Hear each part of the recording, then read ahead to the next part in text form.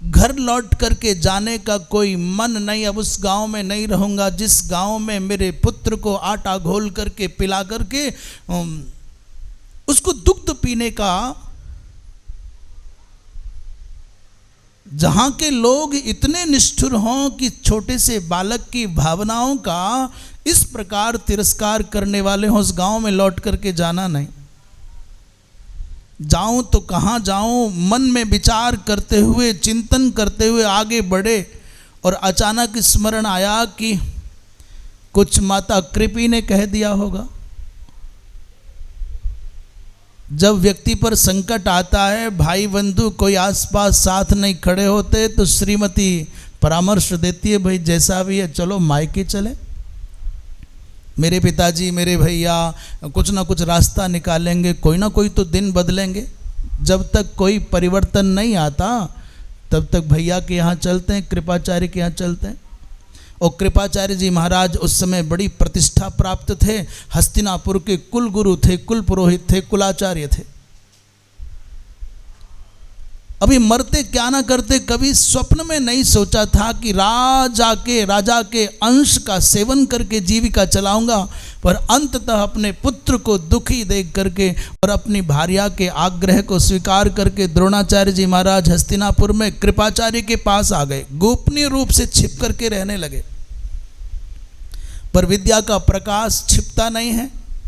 एक दिन ये आचार्य कृप के समीप पढ़ने वाले जो कौरव पांडव हैं, ये सब बालक क्रीड़ा करते थे और खेलते खेलते इनकी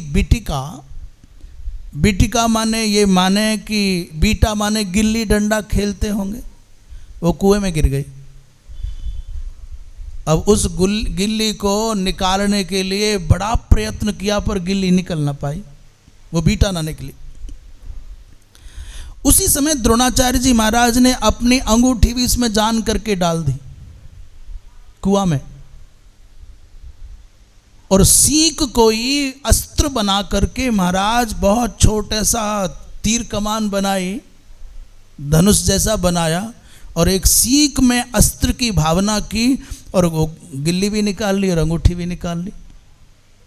ये कला, ये कुशलता, ये दक्षता बालकों ने पहले कभी जानी न थी।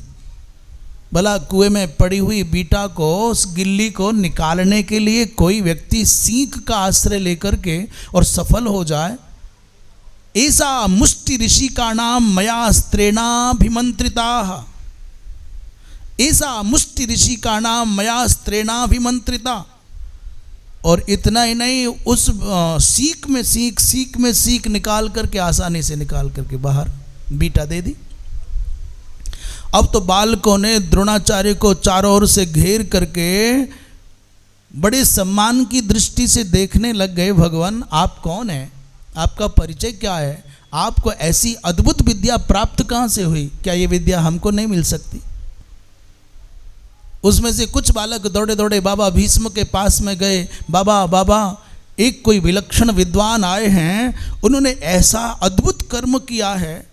इतना सुनते ही गुणज्ञ भीष्म दौड़े चले आए और द्रोणाचार्य जी महाराज का वर्ण कर लिया अपने कुरुवंशी कुमारों की शिक्षा के लिए। महाराज अब तक हमारे कुल गुरु हैं, वृद्ध हैं, वो सिखाते हैं, पर इसके आगे की शिक्षा अब बालकों को आप देंगे। द्रोणाचार्य जी महाराज ने कहा, भगवान मैंने परोप सेवाम पापिष्ठाम नच कुर्याम धनेप्सया, मैंने मेरे मन में दृढ़ता के साथ संकल्प किया था कि मैं दूसरों की सेवा, इस पापिष्ठ वृत्ति को केवल धन की लालसा से कभी न करूंगा।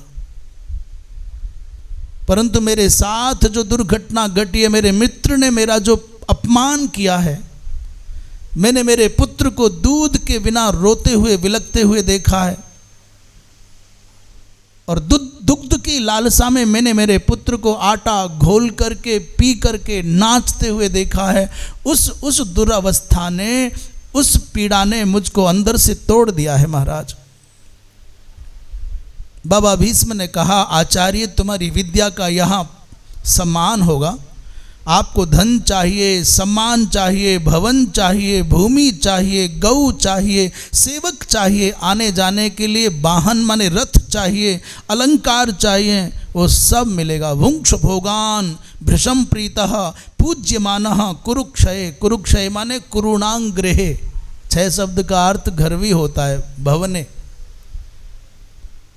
बाबा भीष्म विद्वानों का आदर करना जानते थे, इसलिए द्रोणाचार्य जी महाराज ने सोचा कि चलो इस बहाने दरिद्रता का अंत तो हुआ, किसी भी प्रकार से सही, कम से भी कम मेरा बालक ठीक से पेट भर के भोजन तो कर पाएगा।